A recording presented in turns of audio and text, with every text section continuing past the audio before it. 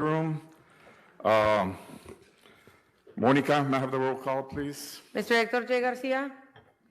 Mr. Hector J. Noyola. Here. Ms. Monica Garcia, and present. Dr. Minita Ramirez. Present. Mr. Jose Valdez. Mr. Guadalupe Gomez. Present.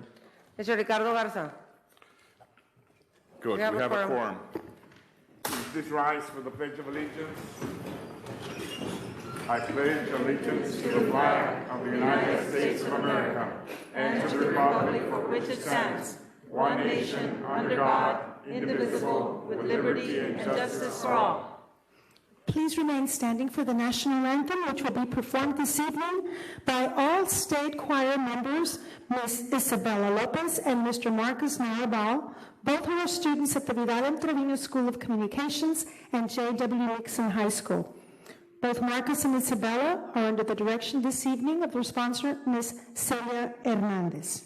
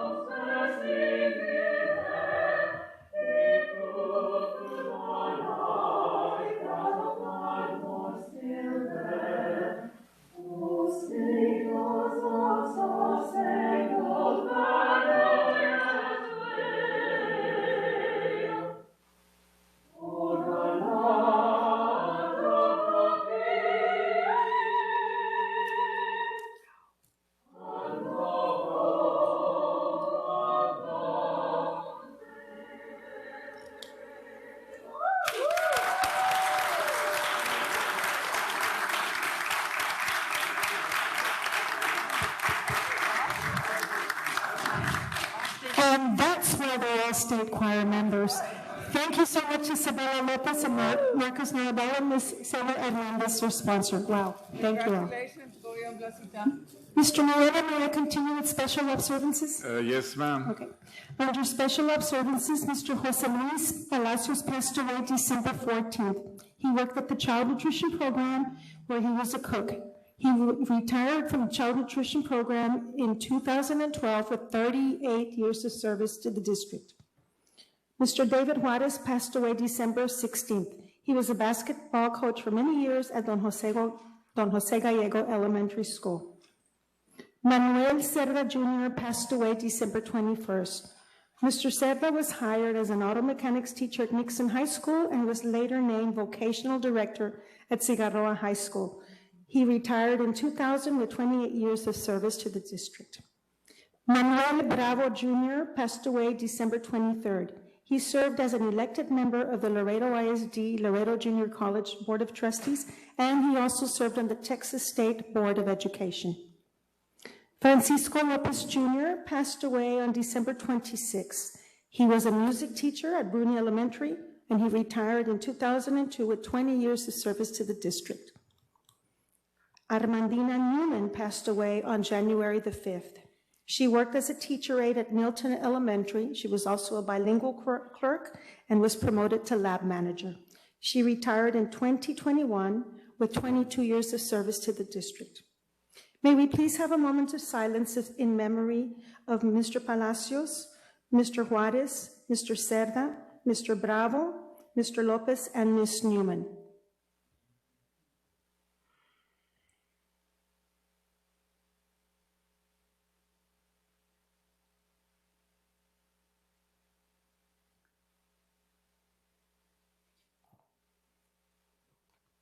Thank you, Veronica. May I continue with board recognitions? Yes, ma'am. Okay. Tonight, we're very proud to recognize some of LISD's and the state's most musically talented students. Cigarroa, Morton, and Nixon High Schools recently brought home multiple all-state titles in band. LISD students claimed the victory at the Texas Music Educators Association All-State Music Convention held in Corpus Christi. The best high school students in Texas are ultimately selected to rehearse and perform during the annual TMEA convention. First up, we have the Pride of South Laredo. From Cigarroa High School, we have an all-state student in senior Diego Rosales, who is a tenor trombone.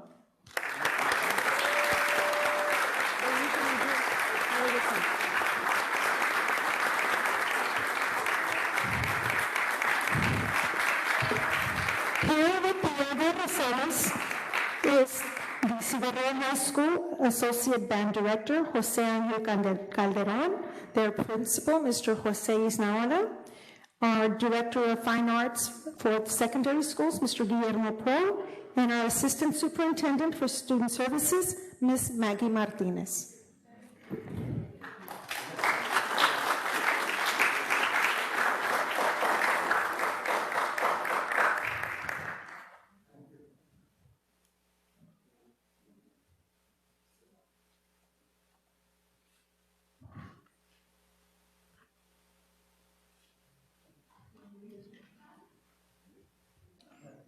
Next up is Martin High School with, oh sure, I'll wait.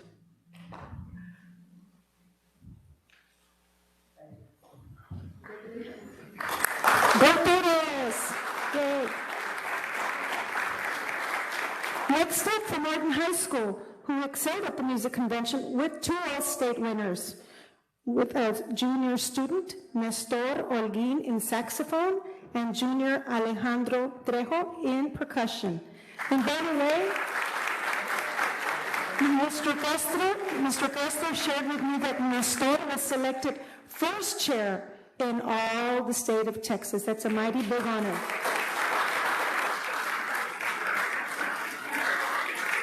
Here are the 2 students from Martin High School, our band director, Bobby Castro, Mr. Bobby Lopez from the Trevino Magnet School, who also coaches them in brass and woodwinds, and their school principal, Mr. Mario Mireles, and teacher Joseph Trevino.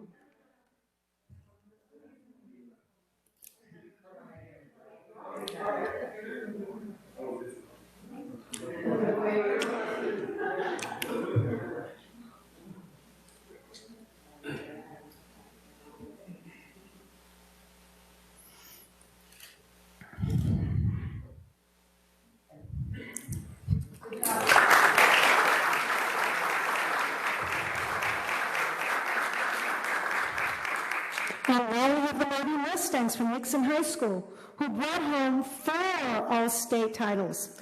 We begin with freshman Angel Ramos in percussion, sophomore John Andrew Sosa, saxophone, senior Brandon Olmos in trumpet, and senior Gustavo Luna in tuba.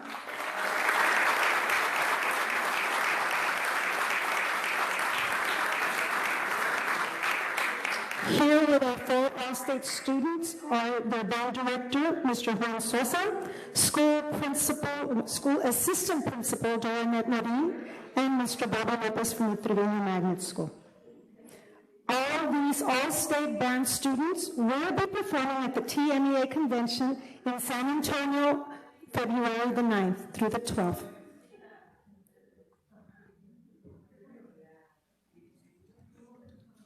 Mr. Akino's now is Lucy Shaka Street.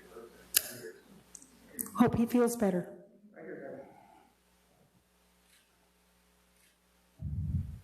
Congratulations to the 3 high schools.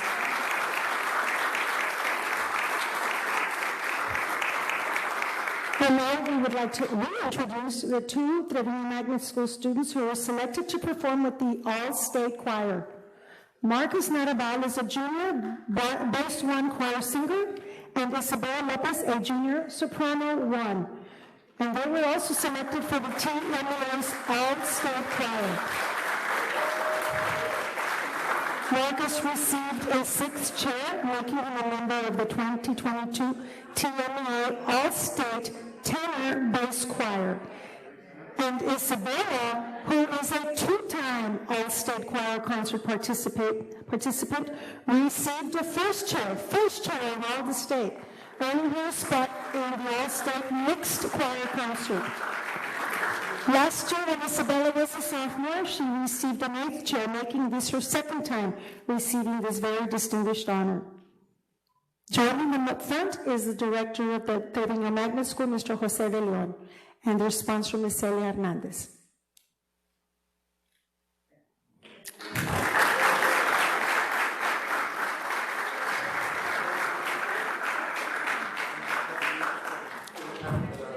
And now we have the pleasure of introducing you to 3 of our top high school athletes from Laredo. We're so proud of them. We're going to start off with Cigarroa High School senior football player, Rolando Valles.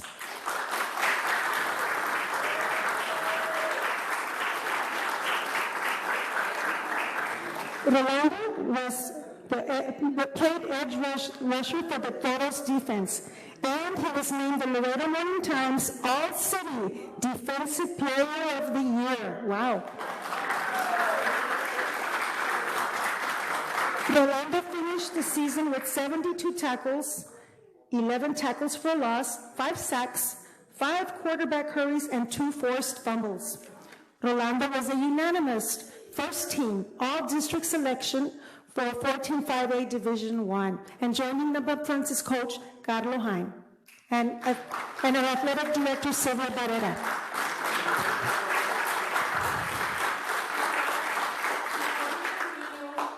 I did say it in the last board meeting.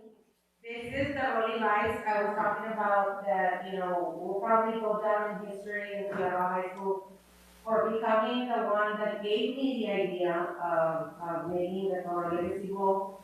He did ask why we don't have something like this, so I ran with his idea.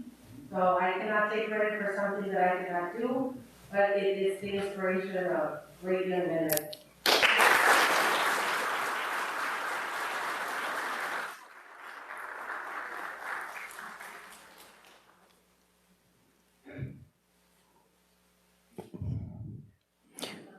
We also have Cigarroa High School junior athlete Jacob Lozano, who was named this season's Laredo Morning Times All-City Most Valuable Player in Football.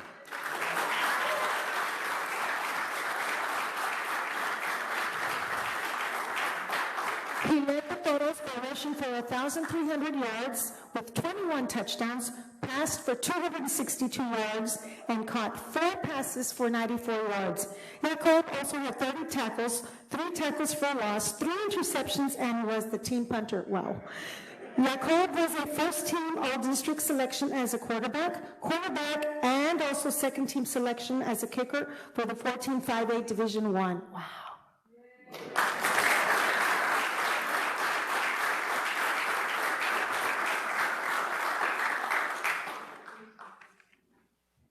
And we also have from Laredo High School, Melanie Duran, who was named the Laredo Morning Times Female Athlete of the Year.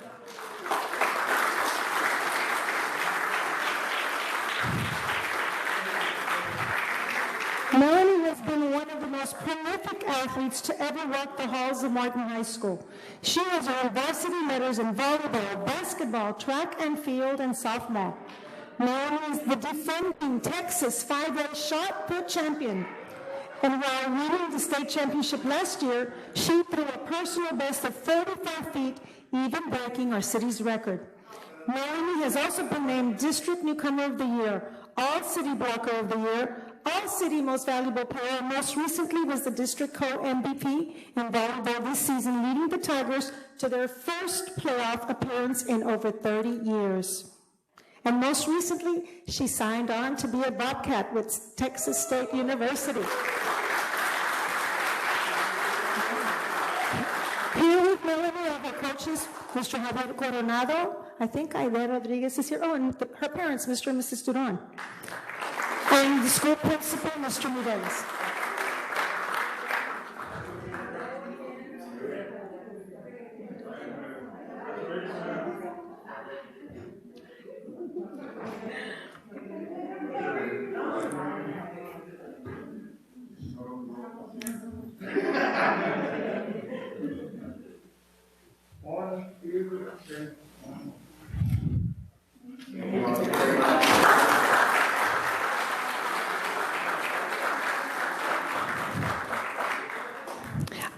Now, last week, the city of Laredo appointed J.Z. Linedecker Elementary School as a shelter site during the hard freeze that we experienced last Friday. With just a few hours to spare, LISD staff quickly organized a comfortable, safe, secure, and warm space for folks who needed a shelter for the night. The gym at Linedecker Elementary was transformed into an overnight shelter with cots, bathroom facilities, parking, drinking water, and snacks. We would like to recognize these hard-working individuals for all their efforts. So now I'd like to call up on the following individuals. Executive Director for Health and Occupational Safety and Support Services, Mr. Oscar Perez. Please join us up front. Our Director for Safety, Risk, and Emergency Management, Mr. Victor Mora, along with Mr. Abel Elizondo. And from the Child Nutrition Department, we have their Director, Robert Cuellar, and also helping him with Genoveva Ramirez. From the Division of Operations, we have Mr. Sergio Mera. Also contributing from Fixed Assets and Custodial Service was Mr. Feliciano Garcia. From the LISD Police Department, Sergeant Ernesto Camarillo. He coordinated the security detail with assistance of Police Officer Miguel Cisneros and Security Guard Amber Agent, Sergeant Albert Juarez, and of course, Chief Doreen Hale. And of course, we would like to thank Linedecker Elementary School, their principal, Maria Oviedo, and custodians Jose Mata and Mr. Jose Velasco. If y'all would join us up front.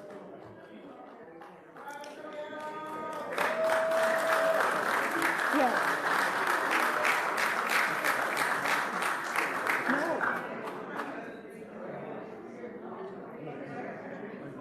So we're going to wait. Next.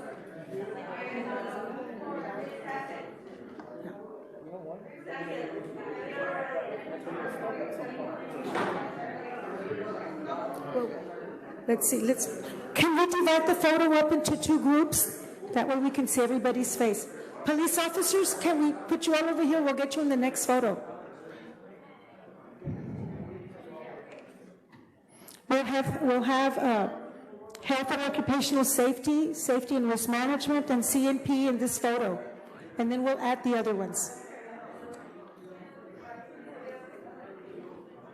We'll keep adding.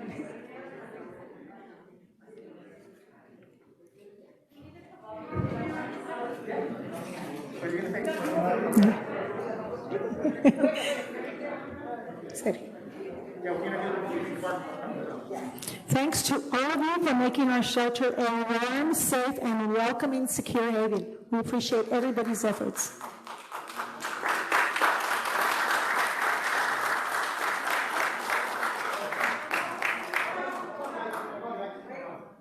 Is Chief Hale here? Yeah, there she is.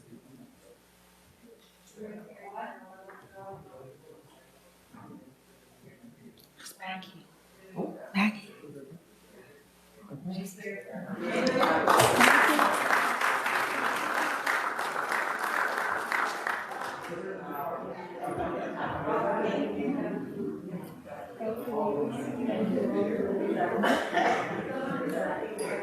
Thank you. Mr. Neda? Yeah. Feliciano's not here.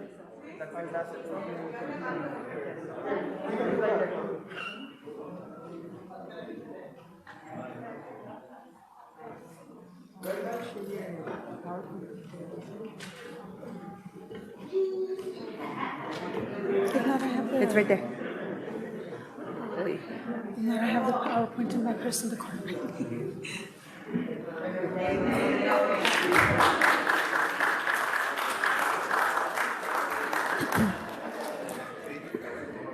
And finally, we save the best for last. January is National School Board Recognition Month, and Laredo ISD takes time to express its appreciation to all 7 of our trustees. You know we love you all. And we want to show you a lot of love tonight, well, every day. Board members, you raised your hand and were elected by your constituents to represent the children of our district. You spend inordinate amounts of time at our meetings, graduations, assemblies, and activities. And as our superintendent, Dr. Rios, says, our board members establish our strategic plans, adopt policies, approve the budget, and provide opportunities for our students. Your actions, every one of you all, empower our students to become competent, productive citizens in a global society. And your vision propels our students to soar into their dreams and futures.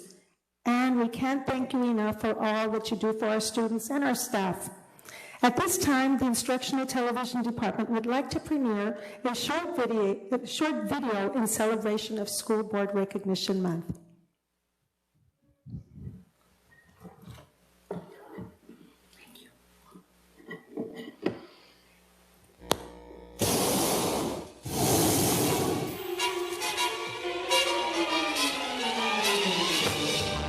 Come fly with me, let's fly away. If you can use some exotic booze, there's a bar in far Bombay. Come fly with me, let's fly away. Because of you, I can be part of a school district that feels like a family. Let's float down to the moon. There's a one-man band and his flute for you. Come fly with me, let's take off in the blue. Once I Because of you, I can drink the where the air is rarefied, just glide, starry. Once I get there, I'll be holding you so you may hear. Because of you, I can look forward to a pleasant future. Because we're together, otherwise it's such a blessing. Just say the words and we'll beat those words down to Acapulco Bay. It's perfect for flying honey. Because of you, I can have the latest technology right at my fingertips. Fly with me, let's fly away.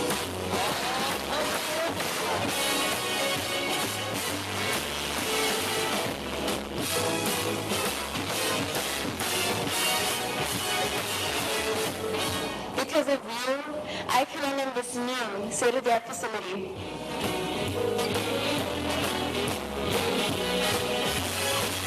Once I get you up there, where the air is rarefied, we'll just glide starry-eyed. Once I get you up, Because of you, I can feel safe when I come to school. you are somewhere. You will just share because we're together. Otherwise, it's such a lovely thing. You just say those words and we'll beat those words down. Because of you, I can rise to new heights and imagine a world of unlimited possibility.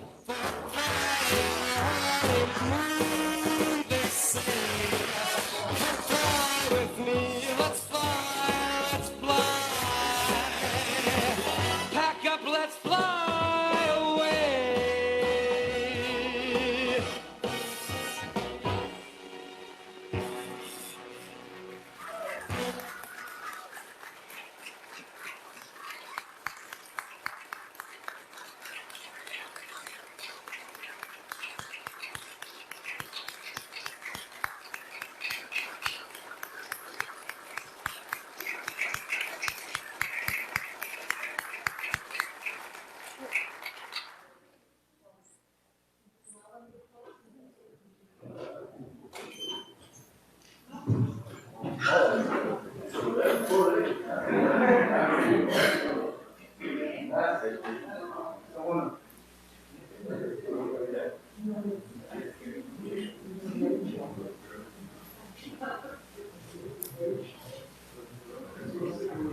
Thank you all for everything you do. Thank you. And that concludes tonight's board recognitions.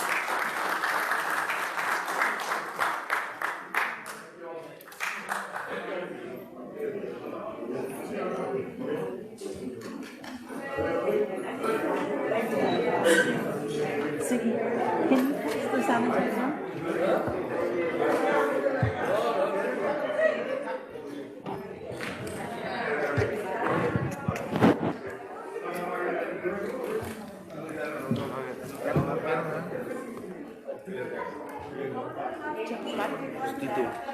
didn't show up, Tito. Jessica. Very proud. Thank you for everything.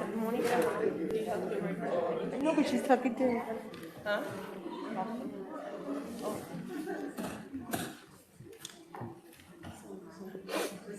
Ms. Veronica, do we have anyone that?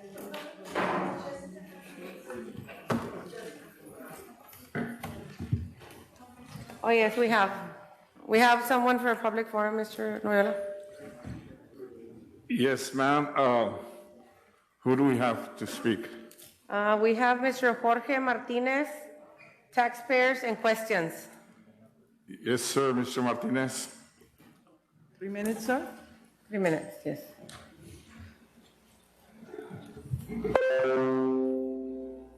Good evening, sir. You have 3 minutes. May I ask to give 5 minutes? You have the power to give me 5. You can give me 1. I mean, you're the bosses. But I'm just requesting 5 minutes. Yes, sir, you have the 5 minutes. Thank you, sir. Appreciate it. My name is Jorge Martinez. For the record, first, I am not a politician. I am not running for any board member, and nor do I plan to run for any candidates or support anybody. The last 22 years, I was in the military. I've been over 10 countries, and I've been in 3 wars. So this is not my first rodeo. I will not spend my entire political life in Laredo like some of you board members. I know what is wrong. I know what is right. I'm only here fighting for the LISD students and the taxpayers. Last year, I filed a grievance with TEA against LISD. I'm gonna say it again. I filed a grievance with TEA against you, LISD. I requested for TEA or any law enforcement to investigate for what I call, in my opinion, fraud, LISD fraud, waste, and abuse of public funds. We all have the rights to our opinion, for this is what we, the veterans, gave you the right to put your opinion.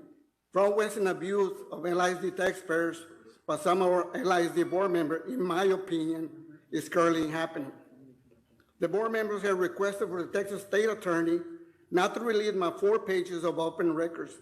I requested that I have requested. LISD Superintendent Dr. Rios and the board members have stated they want to financially be transparent. So if you want to be transparent, board members, why are you refusing to give me the 4 pages of open records request for my level 3 grievance? So what do you have to hide? You just give it to me, because if I was a board member and you're asking for information, I would have given it to you. I would be glad to invite you and present you with the data that you're asking. How can a man go to court and defend himself if he's not allowed to have access to records to prove my point?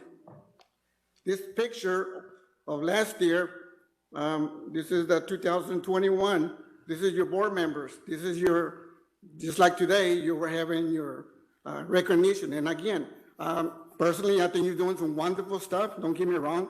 I see a lot of things good for our kids, but I also see some things that are not correct. So I'm not here just to throw it at you. I'm also thank you for what you've done. Can I go to the next picture? And here is the reality. This is what you got last year behind the closed door. If you see, this is what you're showing us today. And this is what actually happened last year. Where did the gifts come? Was it from the principals? Is it the principal's account? Where did they come from? Is it from the engineers? Who's giving you these gifts? And you're not supposed to take these gifts because they're over $50. That is illegal. And there is a credit card on one of these. There's a credit card there. You can barely see it, but I can clean it up and show you a little bit better. So to me, this looks wrong. Again, this is right now. This is like where you're at. So where did this happen? Behind doors? I mean, if you're going to accept it on the front. That's okay, but why do you have to hide stuff? All right, I lost my place. So did you accept these gifts? Or are you gonna say, you know what, we realized that we couldn't accept it and we gave them back? Or did you give them back because you were caught? All this perception makes our district bad. Next month, I will bring you another LID novella so you, the public, know what you're doing to the taxpayers. Esto es una vergüenza to the taxpayers. And please don't try to retaliate against me for you try to retaliate twice. And that's okay. You do whatever you want, but picture talks. So again, I'm sorry to spoil your board member recognition day, but let's put out the truth and give me my open record so I can defend my level 3 grievance. That's all what I'm asking. And if you're correct, you know what? I'll tell you I was wrong. But if I'm right, then I guess you're wrong. Thank you. Thank you, Mr. Martinez. Thank you, sir. Anybody else? Monica? Anybody else? No, we don't have anybody else, Mr. Noyola. Okay. Next item on the agenda, committee reports, we're gonna postpone that. Board communications, Can we leave that to the end? Is that fine? Board communications to the end? We're going to postpone them to the other meeting. The board we'll postpone communication. the board because no communications. tanto. The committee reports. Yeah. Oh, okay. The communication, yes. Communications, do we do it to the end? Oh. Is that fine? Can we move item H to the end? Item 8, Motion to move item H to the It's not on. H. Just do the board communications at the end before we leave, Mr. Noyola. Is that okay? Those board communications. for the end? Yeah, for the end, that's it. Okay. Okay. Do we have a motion? Second. It's been moved in second. Any questions? All those in favor, please say aye. Aye. Opposed? No. Motion passes. Okay, Dr. Rios. Good evening, everyone. First of all, I would like to add my congratulations for the vision and the support that you have given to every one of our campuses, to every one of our staff members, and to our students. We move forward because there is that continued support and because there is that vision. Thank you so much for all of your efforts. We truly appreciate it. Item number 1, discussion and presentation on Laredo ISD's instructional continuity plan, including a little bit of a discussion on spring semester 2022 plan for state assessment preparations. I will tell you that all staffs in all of our schools have met not only with their individual employees, but also with our cabinet members to discuss a plan for the spring semester. Assessment it's here, and whether we like it or not, we have to be prepared. I know that Dr. Ramirez, as well as everyone on this panel, knows what's at stake. We do have a lot of supports in place, and we've been working with the challenges that have been in front of us. As far as our as far as our population, yesterday we had 20,174 students enrolled at Laredo ISD. Today we have 20,191, almost 21,000 students enrolled. Our attendance rate for today was 86.80%. And I know that Ms. Ayala is here, and I know that she's been able to give you some more updates on that. And what's important about this is that as we're going through this part of the pandemic, we're making adjustments. We are using our attendance scouts, especially at the elementary, but we're also very, very cognizant of what's happening in our schools and the concerns that our parents have. And I do want to thank the board for being supportive in that manner. We did deal earlier with some staffing as far as people being ill, but on that front, I want to tell you that today we only had 11 staff members who reported illness.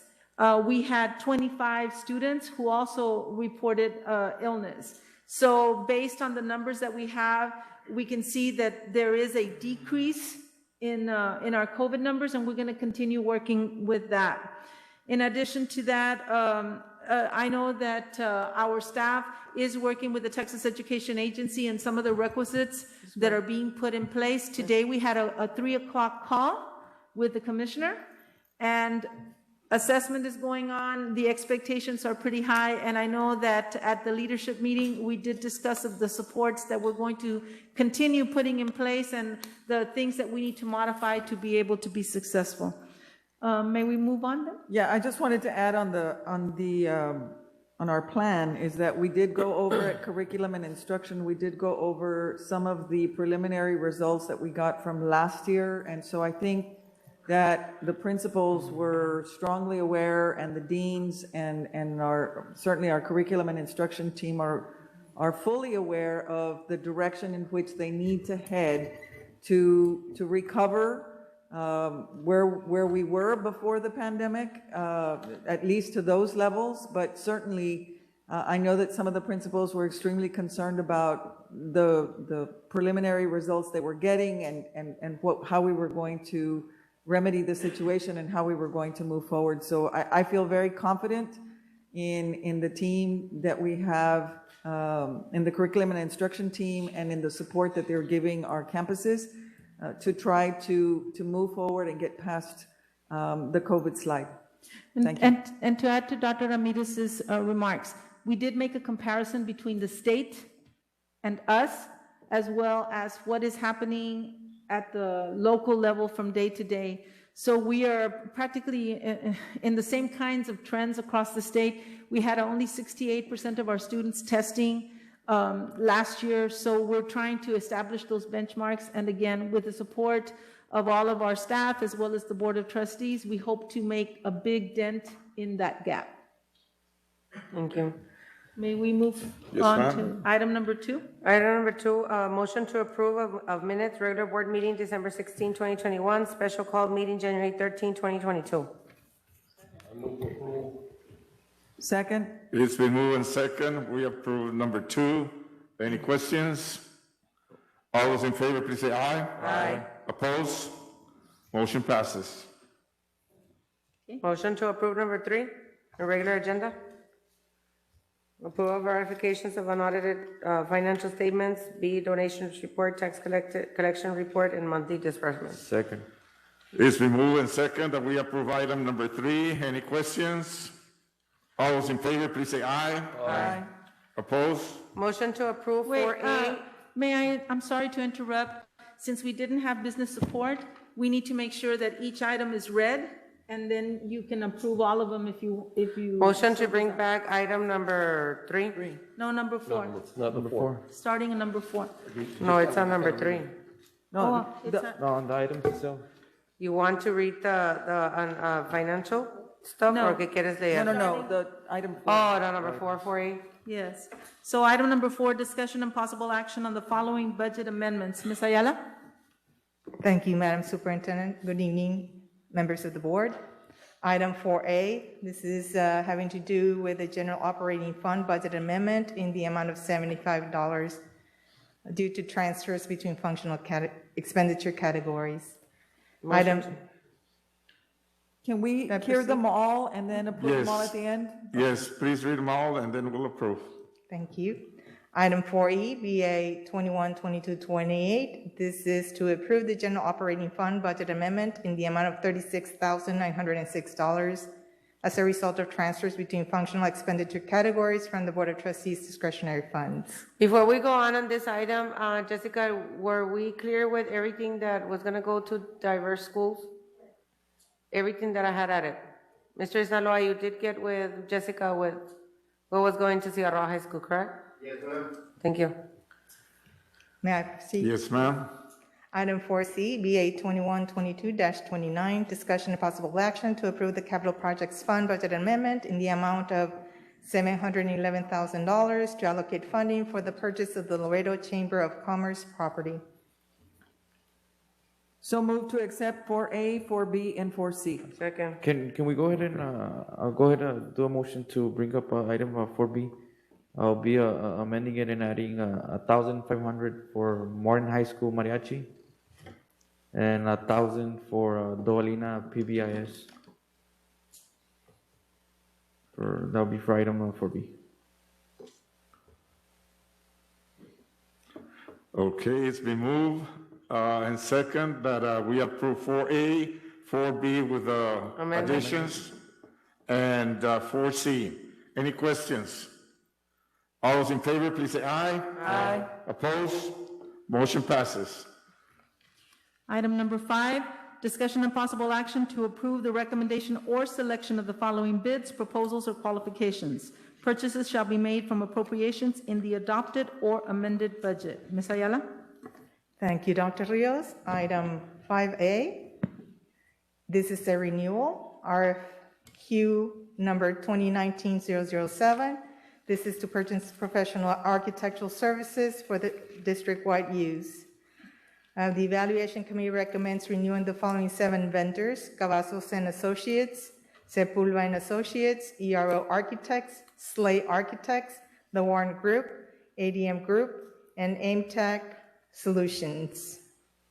I would just like to make a minor correction. I'm sorry, not on this one. This one has the correct time period.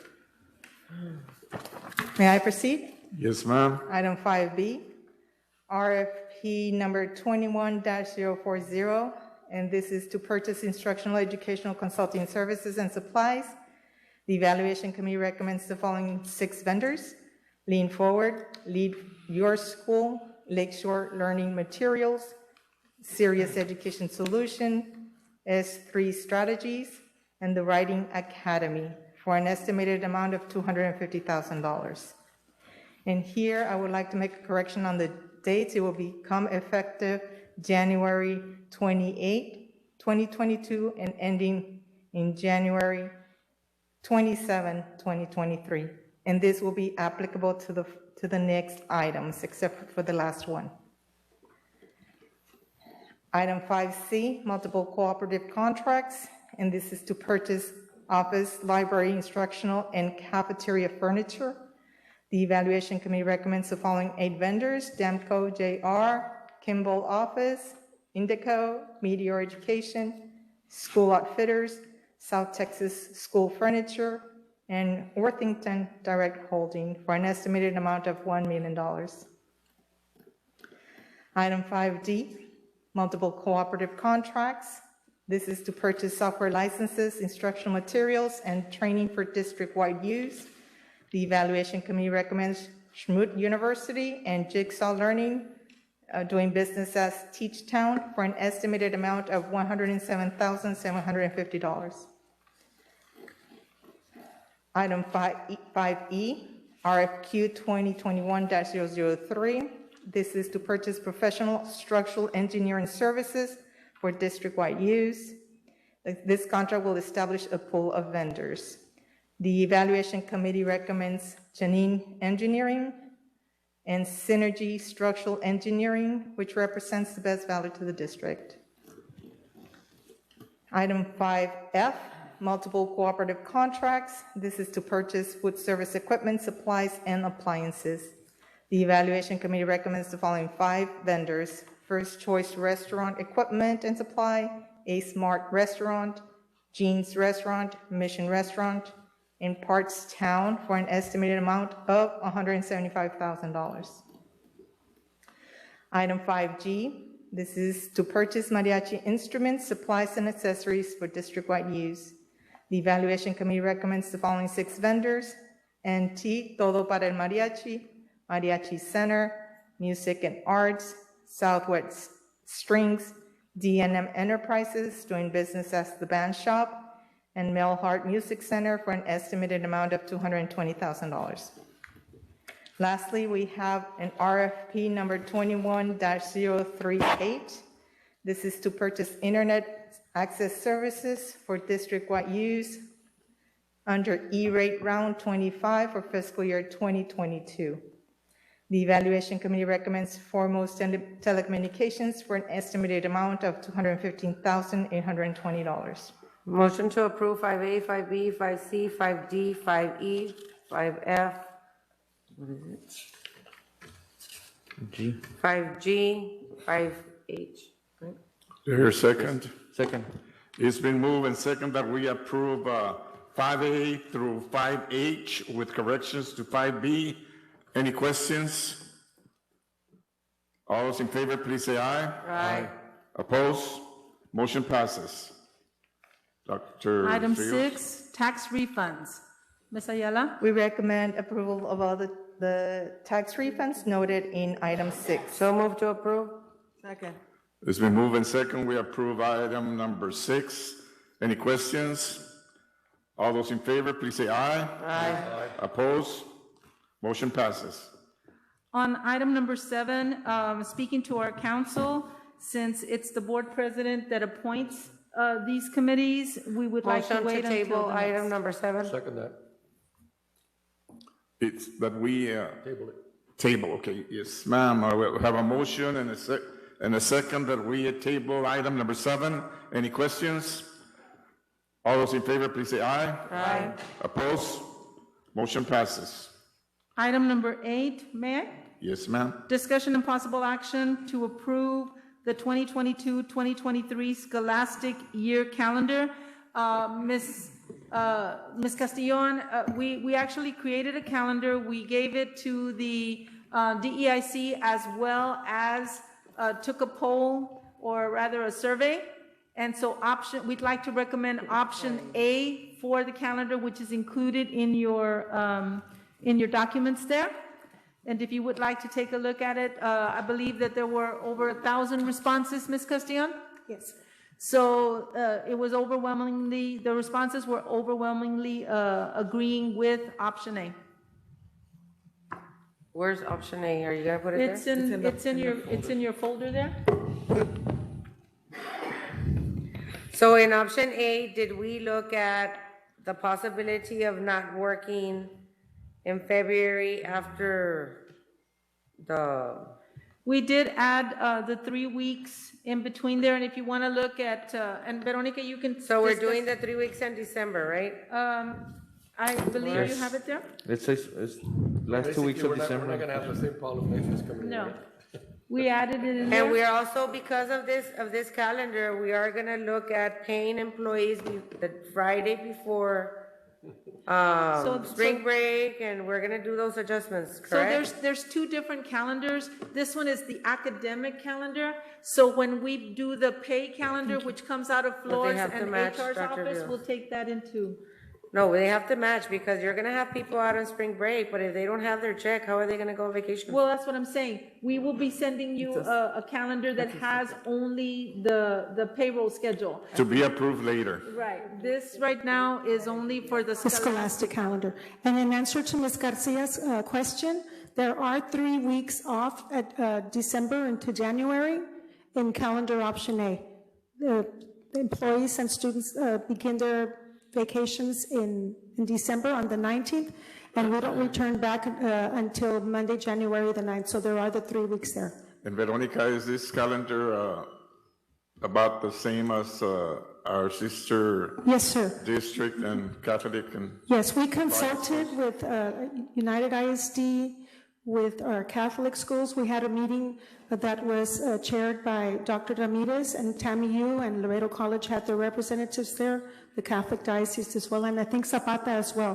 Very And good. that's mainly to have a similar start, similar Christmas, and the same spring break, sir. Good. Any questions? Questions? I hear a motion. I move. It's been moved Second. by Rick and second. Any questions? All those in favor, please say aye. Aye. Opposed? Motion passes. Thank you, Veronica. Thank you. I do want to tell you that Ms. Ayala will be giving you that calendar, and we are cognizant of what you are saying, Ms. Yeah, but it's good we've done it in years prior, you know, we have, Yes, you know, and I just want to continue that, you know, just to, but I guess that we, like, the time we did it on a very short notice. Obviously, finance, you know, HR were, you know, trying to get that done because we did request it as a board, but this time I just want them to have that calendar and all those things in place, because that will have them time to prep. Thank you. Yes, Thank and we you. already have a draft one, and we have that one specifically already noted. Okay, thank you, Ms. Ayala. You're welcome. Dr. Rios? Item number 9, discussion and update on online e-bid purchasing system. Ms. Ayala? Thank you, Dr. Rios. We have purchased our electronic bidding system. The brand is Bonfire, and this is a very simple system and easy to use for our for our vendors who will be participating, submitting their bidding. So I did provide you with a handout with all the details of that system. I do ask that you keep it confidential, as it is marked confidential on the bottom.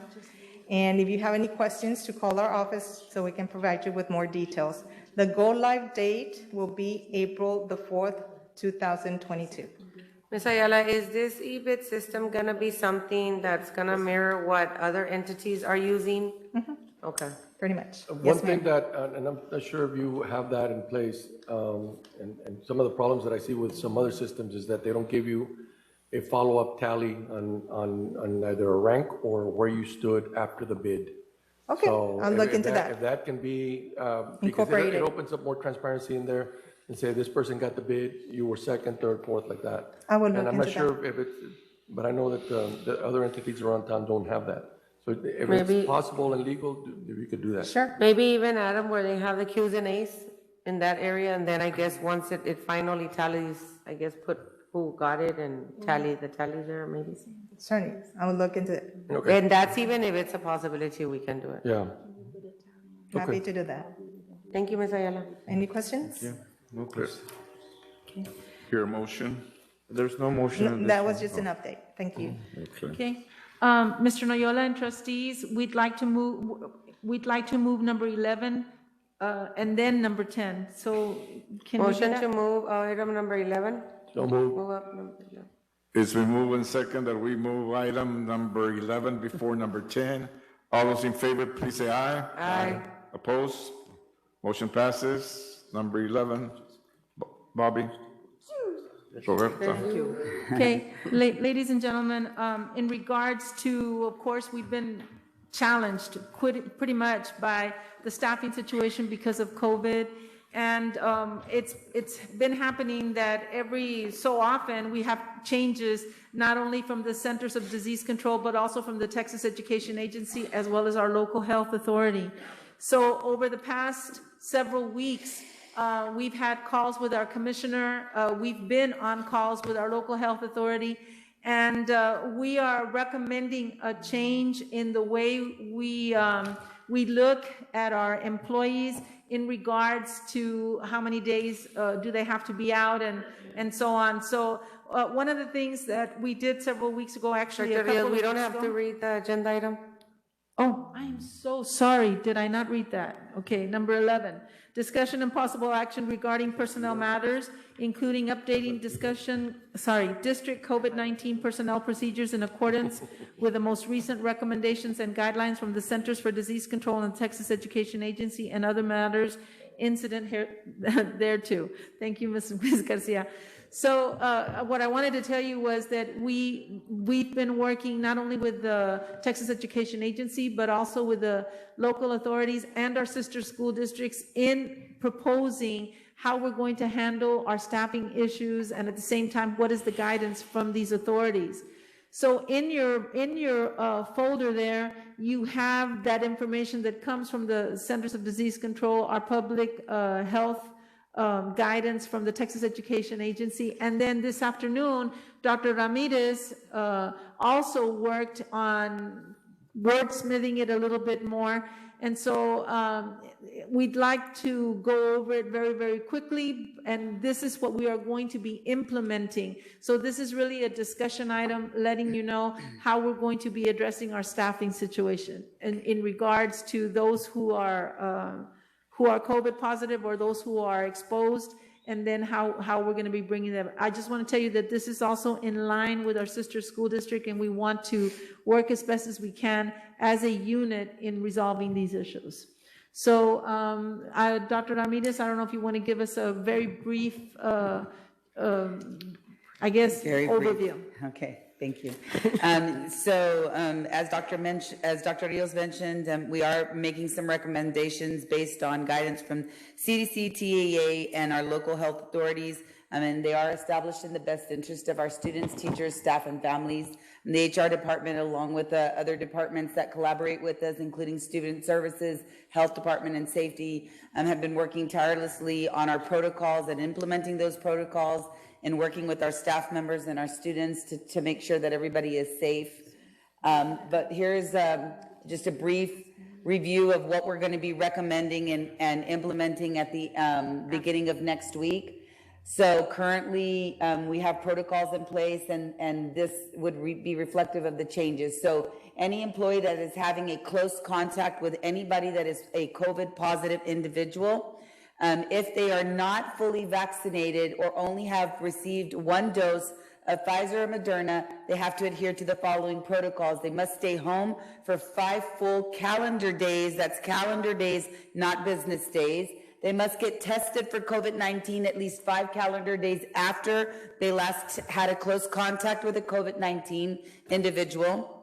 And they may return to work on calendar day 6 after they had a close contact with someone that was positive if they have no or they have improved symptoms. They are fever-free, and that means 24 hours with no fever and no fever-reducing medications, and they test negative on an antigen or a PCR test. Employees will have to use any accrued leave that they have. This does not qualify for COVID leave. LSD employees who meet the close contact threshold, are not symptomatic, and meet the criteria below shall report to work if they've received all recommended vaccine doses, 2 from Pfizer, 2 Moderna, or 1 Johnson & Johnson, or was confirmed COVID-19 positive within the last 90 days and has fully recovered. These individuals, by close contact, can continue coming to work unless they are symptomatic or test positive. Expectations for employees: we will exclude employees from attending school or work, and any person who is actively sick with COVID-19 or who has received a positive test result for COVID-19, although they may be asymptomatic, including the antigen or PCR test. Dr. Ramirez? Yes. A quick question. So are we going to be accepting the COVID testing that we have in our school district as a positive test, or are we going to be requesting for them to bring a medical? No, ma'am. If it's a lab tested antigen test, if they test on site, we'll accept that, but we won't accept the home test. It has to be a lab, what they call a lab approved antigen test or a PCR test. Okay. Okay. We will also exclude employees who demonstrate COVID symptoms. So if somebody is feeling COVID-like and they have COVID symptoms, then they do need to stay home, but they'll be expected to take an antigen or a PCR test to determine if they are positive. They shall return to work with a negative COVID test. So if I start to feel congested, whatever, I take an antigen test, it's negative, then I can continue at work immediately following that. An employee that tests positive must adhere to the established district protocols. Questions, comments on that? Okay, district protocols for employees that test positive. If positive, an employee must stay home for 5 days, calendar days, and isolate from others to the fullest extent possible. Employees may return after 5 full calendar days from the day the employee tested positive, no sooner than day 6, if they are fever-free and symptoms have improved. COVID leave may be available to employees that test positive no more than 10 days for the 21-22 school year. It is not per occurrence, and I really need to emphasize that the COVID leave is district leave that we are providing to employees. It's not 10 days that go into an employee bank that if they don't use it, they can use it to go to the Bahamas or as sick days. These are days that the district covers for the employee, and it's not 10 days for every time they're out because of COVID or a COVID reason. It is only, it's exhaustive, 10 days, that's it, no more. Okay, in the event of a conflict between a COVID antigen and a PCR test, we're going to consider the PCR test as a decisive test.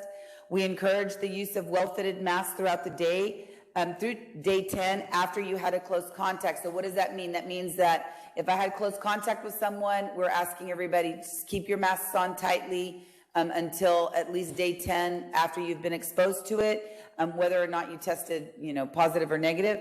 And then also if they were COVID positive, but they returned after day 5, we're asking again, keep your masks on until at least day 10 or day 11. Well, we were requesting masks to stay on all the time. But definitely 10 or 11 days. And we're asking that employees communicate with their supervisors regarding their symptoms or lack thereof and any test results that they may have before returning to work. So I know that this is a big change. We are expecting, when we implement this, any employee that was tested or was quarantined on or before Tuesday, January 25th, will be eligible to return on Monday. And so they're cleared to return. You know, every day gets added. So anybody that tested on Wednesday, then it's Tuesday, Thursday, then it's, you know, so on and so forth. And they do have to be fever-free for 24 hours. It is important to note that symptoms may be improved, but they may be lingering. So you may continue to have a cough. You may continue to not have taste or smell. You know, you may even continue to test positive. Even after 10 days, sometimes it takes weeks before. I mean, some people, it's been 7, 8 weeks before. We don't want to keep our employees out. So, and we just need everybody to be cautious about that. Practice your social distancing, making sure you wear your masks when you're with others, and trying to maintain those protocols. We understand that there are extenuating circumstances and special cases with individuals. The HR department will continue to work with individual employees as needed. But we do want to make sure that we support our campuses and try to get as many people back at work as possible within the guidelines that the CDC and TEA provide. So do we need to make approval for this, Pardon me? Do we need to approve? No. No, this is just a discussion letting you know that this is what we're going to be implementing. It is in line with our sister district as well as with the guidance that we get from the Texas Education Agency. So however, if there's any changes as we go along, we will be modifying those and bring them back to share with you as well as all employees. So implementation of this will begin effective Monday. Tomorrow we'll be sending out communication that also has guidelines for the students. Guidelines have not changed as of yet. So until that happens, we'll modify that document. But communication will be going out to everyone tomorrow, and we'll begin to process everybody back in on Monday. Great, thank you. Thank you. Okay, any questions? Wouldn't the wording for this one be then discussion and presentation? Yes, Yes, you're and correct. we did have some guidance from our council here, and so that is the particular case, and we do acknowledge that. Okay, thank you. But no action is necessary. No action is necessary. Okay, thank you. Thank you, Dr. Ramirez Trevino. Motion to bring back number 10? What was it? Motion to bring up item 10. Yes. Second. Item 10. Somebody, I second. Oh, it's been moved and second that we bring back item number 10. All those in favor, please say aye. Aye. Okay, Monica. item number 10. Discussion and possible action to approve a resolution regarding designation of hazardous traffic conditions on Ejido Avenue and Lomas del Sur Boulevard around the proposed new Dr. Leonidas G. Cigarroa Middle School campus, which pose a high risk of danger to students. I have Mr. Rangel here to explain what this is all about, and then with your approval, we'd like to read a resolution to be able to move forward. Mr. Rangel? Thank you, Dr. Rios. Good evening, board members, employees of the audience, members of the audience, sorry. As you've known, Cigarroa Middle School has moved to the corner of Lomas del Sur and Ejido. Mr. Solis has brought several updates of the possibility of submitting paperwork to TEA to be able to get reimbursement if we recognize Lomas del Sur and Ejido as a hazardous route. So this is just a resolution that we need to be able to submit so we can go ahead and send it over to TEA. They go ahead and give us the approval. And then later on, Mr. Solis will be able to bring options that we have discussed with the board to be able to see where we want to have the boundaries. I know we've discussed several different boundaries based on where the board would want to place those boundaries. And then, but this is just being able to get the approval to have that as a hazardous route. That's what the item is about. So we would like to recommend that you review this resolution, and then make it something that you can approve. Any So- questions? Yeah, I have one. By passing the resolution, which I think is more than amicable, but my point is there any way for us to get any additional support from the city because it is a hazardous area, especially during the times that students are coming and going and the traffic gets extremely heavy? Is there, by doing this, does this give you all, I guess, some leverage to go to the city and say, hey, we need some additional help and support? What has helped with this, the city, and Mr. Ibarra's here, he briefed me this morning. What has helped is that the city has already done several upgrades on that intersection.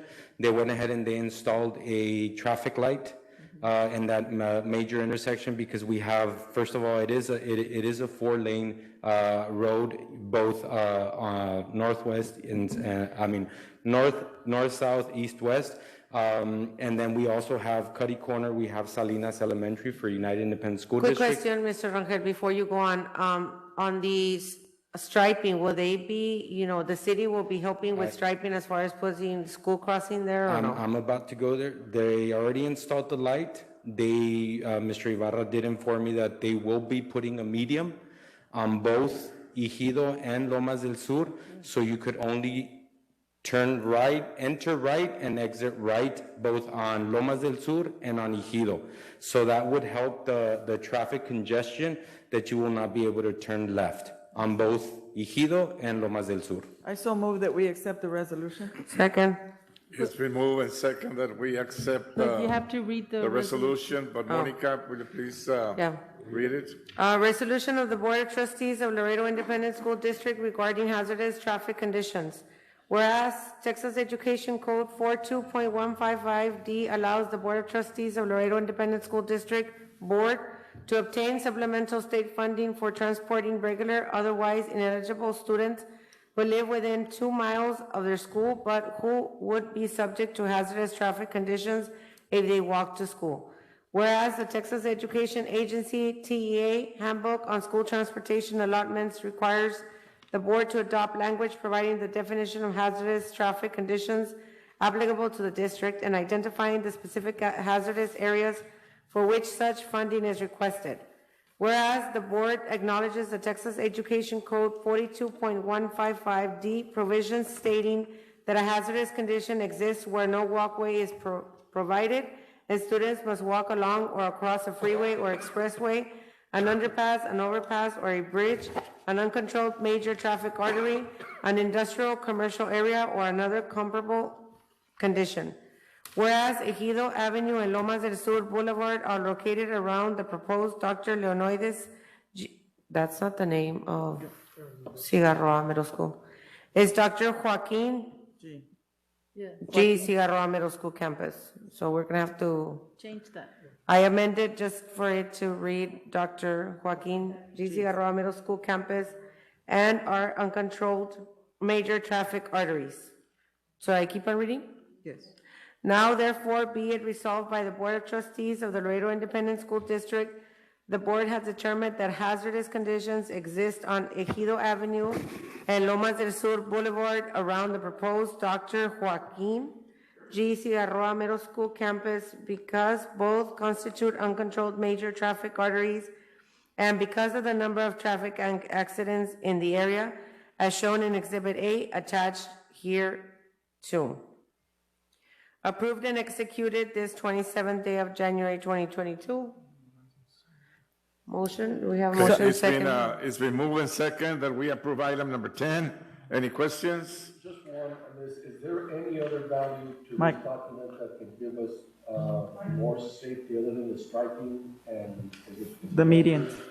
Is it gonna be there for sidewalks and other safety, I'm sorry, and other safety features are gonna be added to those streets? Mr. Garza, I know that our transportation department did go ahead and make a round, I want to say maybe like 2 weeks ago or something like that. They are already installing a sidewalk on pretty much all Lomas del Sur. That's helping out to be able to have those kids that are filtering through all those streets that are coming in from Cigarroa Middle School, that area where it was at that time. They're putting those sidewalks as well. I wouldn't know if with this, we would be able to ask the city of Laredo, like Dr. Ramirez said, on being able to ask the police The only department. reason that I'm asking on this, at this level, the sidewalks are fine, but I just know that there might be more restrictions with ADA, American Disabilities Act, for anything that you do in there, that they might have to put something else because it's a school that's gonna have kids that are at that level. But You're talking about the streets that are coming towards the campus? Anything around that area, because it's fairly new. Now you're gonna have 2 campuses in that area. And that's a very good question. I go back to the city, being that it is an old neighborhood. The city at that time would not obligate, I guess, homeowners to be able to build a I sidewalk. guess on the right side of it, going from Ejido down to Zapata Highway, yes, that is the old portion and the old plat of the old, I guess, sectioned out. But on the other side is a new development to where maybe we can, I mean, it's just a ask matter of that they, asking. because that is where our school is going to be. Maybe we can probably do it through that, maybe. Again, on on Lomas del Sur, they're already putting it, but they're putting it on the, if I'm not mistaken, it's on the north side of Lomas del Sur, not on the south side. That would be something that we could be able to maybe have Mr. Ibarra check with the city to be able to see if they're going to also put on the south side of Lomas del Sur, to be able to see if they'll put sidewalks there. But I do know that they were already installing it on the north side of Lomas del Sur. That's fine. Okay. Yeah, Thank just to you. look into it and see what else. Yes, sir. We'll tell Mr. Ibarra. Thank you, board. Thank you. Thank you, Esteban. All those in favor? All those in favor? All those in favor, please say aye. Aye.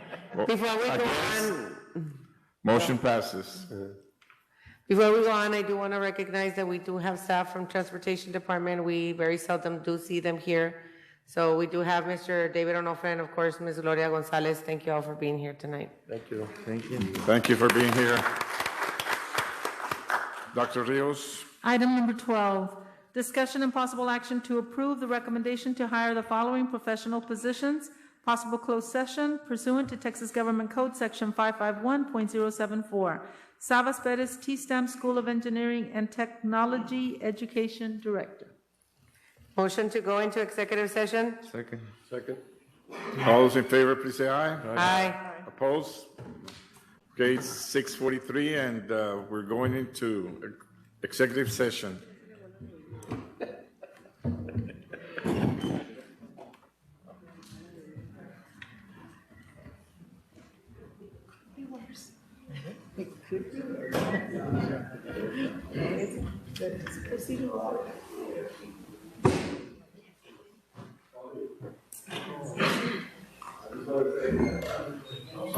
Sorry to be upset you. It sounded like you were scolding us. You having trouble adjusting your voice? It's a show.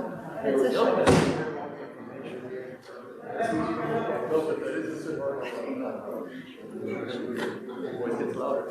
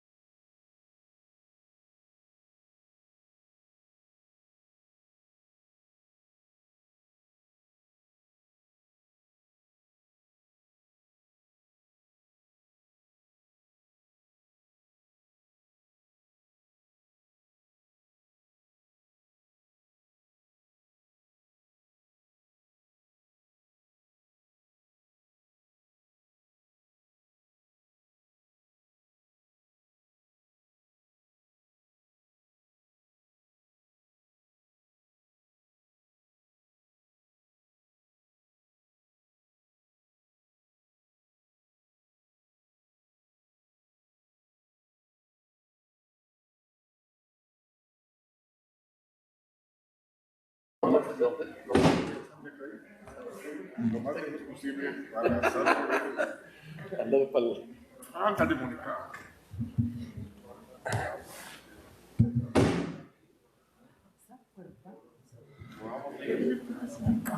When are we leaving? Yeah. When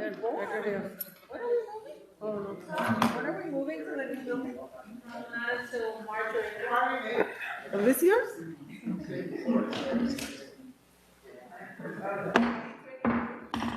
7 p.m. and we're back from the executive session.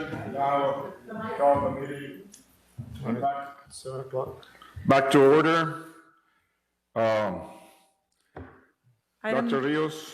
Item number 12, discussion and possible action to approve the recommendation to hire the following professional position: Sabas Perez, T-STEM School of Engineering and Technology Education Director. Trustees, I would like to recommend Rocio Lopez for this position. So move to approve. I'll second that. It's been moved and second. Any questions? All those in favor, please say aye. Aye. Opposed? Motion passes. Veronica? Yes, sir. And, Can we do board communications before we begin with communications? Okay. Board communications, Minita? Thank you, Mr. Noyola, and thank you, everyone. For those of you that are still here with us this evening, I know we went a little long tonight, but I do want to thank everyone for your kindness and generosity in our recognitions of Board Week. I want to congratulate my colleagues. It is an honor to serve with them and to serve you. It really is a position of humbleness that we get to serve our kids and try to do the best that we can for our community. As Pollyannish as that might sound, I will tell you that it is quite an honor for me to be here.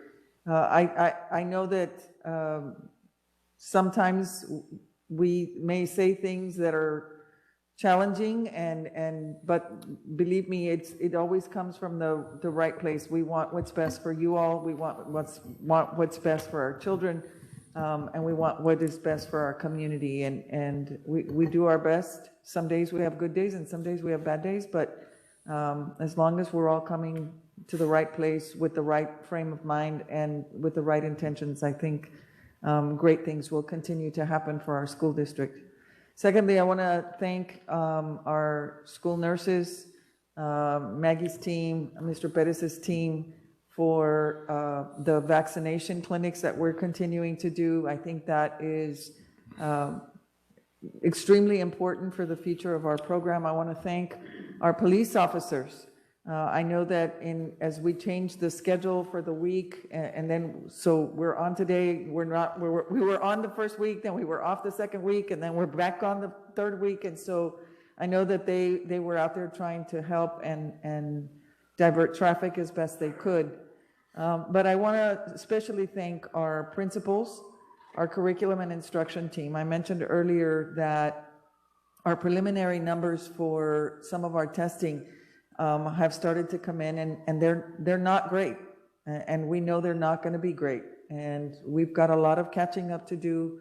I know everybody's working diligently to try to get ahead and to gain back the ground that we've lost, and I think that's important.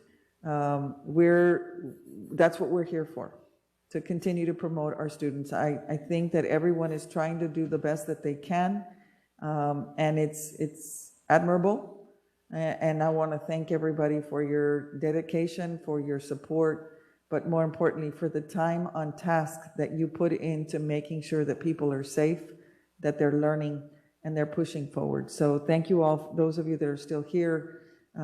Please share my sentiments with your colleagues. I'm looking forward to greater things for our school district as things start to unfold and as we're starting to get back to some normalcy. I think the numbers are starting to drop citywide, statewide, and hopefully we can see some great gains.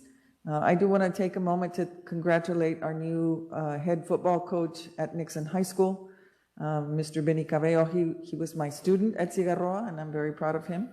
And I think he's going to do some great things at Nixon, and I know that they're fast and furiously making some adjustments, and so I do want to congratulate him and his family. And to congratulate all of our kids who are, in spite of the pandemic, continuing to do some awesome stuff. All of the kids that we recognized earlier today, they're amazing in spite of what they've had to do at home by themselves on video. So congratulations to the parents. We thank them for their patience as we try to do the best that we can for their children. Thank you, Mr. Noyola. Thank you, Minita. Mr. Gomez? Yes, thank you. I'll keep it a little bit shorter. Just echoing what Dr. Benita mentioned, I'm also grateful for everything that goes on within the district and appreciation for us as serving for our community, our students and staff.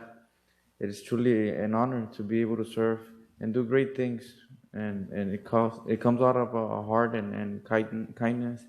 So it's good, something positive, and I hope that those that see that positive side appreciate it, which I know we have a lot of people in this district that do see that, and thank us for that. So I know there's a lot of good things happening around the school lately, UAL, spelling bee, and all those good stuff. Students are doing great. I know COVID's not helping us out, but the staff, everyone within the district has been able to adapt and overcome this situation. And I do want to personally thank health services, all the team, as well as police department, all the group that works together to get those vaccine drives. I know, and my colleagues do get a lot of calls as well. There's a lot of people that complain of things that could be changed and this and that. Everybody has their own opinions, but I haven't had a single complaint from our nurses, and they're out there vaccinating, making a difference, and that is something so beautiful. And there's nothing in this world that could ever pay that. It comes from the heavens, not from this world. So I do want to thank all of those staff for going above and beyond, and just thanking everyone, and let's keep on moving forward. Thank you. Thank you, Mr. Gomez. Monica? Good evening. I just want to start off with saying that without our team of 9, and I'm going to, of course, include our legal counsel, because without, of course, Mr. Cifredo, sometimes we might make decisions that are not correct, but he'll make sure to pull our ears and say, hey, no.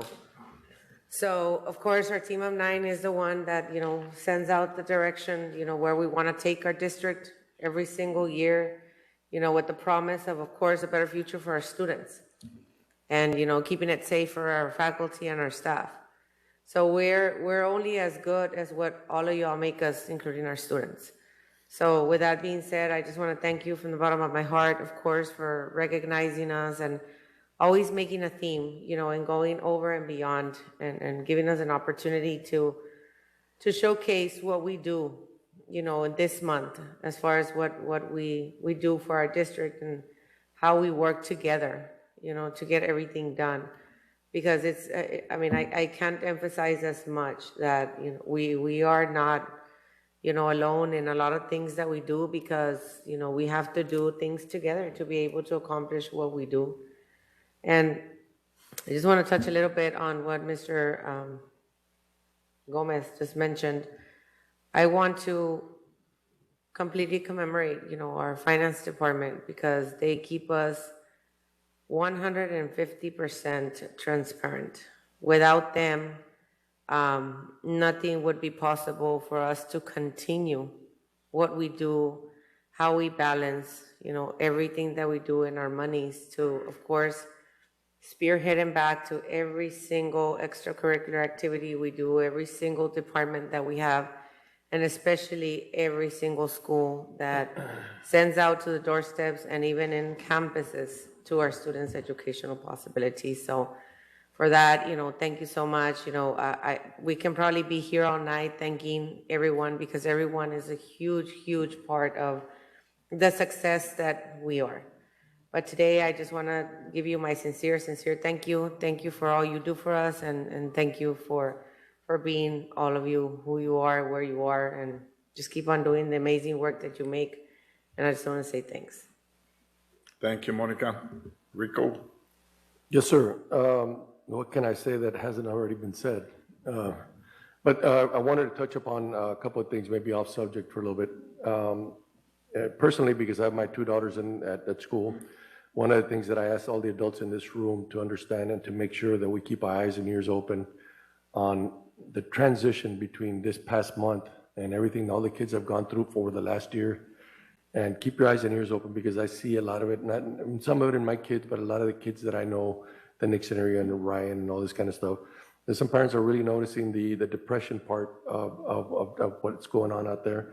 The transitional part of going back to school, knowing, this took me by surprise, knowing that they're falling behind, knowing that they're not as sharp as they used to be, and getting in there, knowing that they're not themselves going in there. So I just reiterate to everybody that, if you guys are out there in the trenches, and tell everybody that's out there to be on the lookout for those type of things, because I foresee that we are going to start getting the numbers up on kids getting that are having issues. I know a lot of them a lot of teachers that tell me that they go up to them and it's quite alarming, the amount of, especially little girls that are going out there and complaining about certain things, and then they have to be referred to the vice principal, and they have to go through the whole process of counseling and all that kind of stuff. So that's very important right now that I foresee that. And if that's not a problem, and if you don't see what all these kids that came here today and what they've accomplished as an adult, and not understand that all the effort and all the things that they're going through, and you're worried about some of the things for yourself as an adult, instead of putting your efforts on those kids, then there's something wrong. And this was a prime example with the gentleman that came in earlier today that did that. Every day that you come in here, sometimes the answer is going to be no. So you suck it up, you take it like a man, and you move on. You don't drag these things. This is not ISD. We're not here we don't want people like that. At least I don't. I want people that are going to be constantly on top of their game to work for those kids. That's what we're here for. That's our primary customer. We're here to provide them with the utmost and the best service that we can get to them, and that's it. And if there's problems on the adult level, well, use the slogan that we're using right now. Everybody has to rise up to the occasion. Everybody has to put up with or shut up, So there's a lot of complaints out there. You can complain all you want. We've been working our tails off. Everybody in this room has been working their tails off to go above and beyond to provide everything we have to do to keep our school district running in the best form possible, to keep everybody happy, and that we provide a fair and safe environment for these kids to learn. And like I said, sometimes it's not going to be fair. Sometimes you're going to get tripped up, and you still have to deal with all the personal stuff that's going on out there with the COVID and all this kind of stuff. But we can't lose our focus on what we're here to do every day. So, but from my heart, man, I'm telling you all, thank you. Thank you for everything that you do. Thank you for the recognition today. This is a lot of fun for a guy like me to come in here and deal with intelligent people, to be talking to everybody that is focused on what we're doing. And it makes it a lot better. I just feel so sorry for a lot of school boards around the country that are dealing with, idiots sometimes, that are tripping them up and not giving them, the respect that they deserve. So I'm telling you that from me to you all, I'm very happy to be here. I'm super blessed and honored to be part of this school board. And I just want to thank you all for coming in here and doing the best that you can, because it shows. Thank you again. Thanks, Rick. Amen. I would like to thank Veronica and staff for the nice video. We're proud to serve as board members of LISD, and we appreciate this recognition. Also, I would like to thank all for the board appreciation gifts. And if I can be of any help, please don't hesitate to call on me. Lastly, we also Our soccer and basketball teams are in the final 2 or 3 weeks. They're playing exciting games, and they're in the running for playoffs. Please try to go watch some of these games, and I promise you that you'll have a good time. Thank you. And Dr. Rios? Well, I just want to also thank you, because I know that without your support, we can't work alone. We can't work in isolation, and there is a vision that we're all trying to accomplish, and your support and your help and your guidance makes it happen. So thank you so much on behalf of our Laredo ISD team of educators and staff. Thank you. Thank you, Dr. Rios. Yes, sir. The Child Nutrition Program is scheduling their mini food expo and tasting event. They start on Wednesday, February the 2nd at Cigarroa High School, Thursday, February the 3rd at Martin High School, and February the 4th at Nixon High School, and all three will be from 9 a.m. to 11 a.m.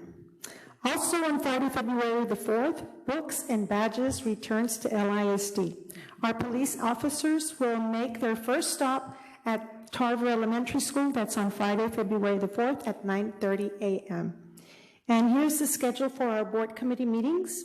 The Student Services Committee meeting will be held on Monday, February 7th at 11 a.m. here in the Amber Ewing Boardroom, followed by the Accountability and Compliance Committee meeting at 5:30 p.m.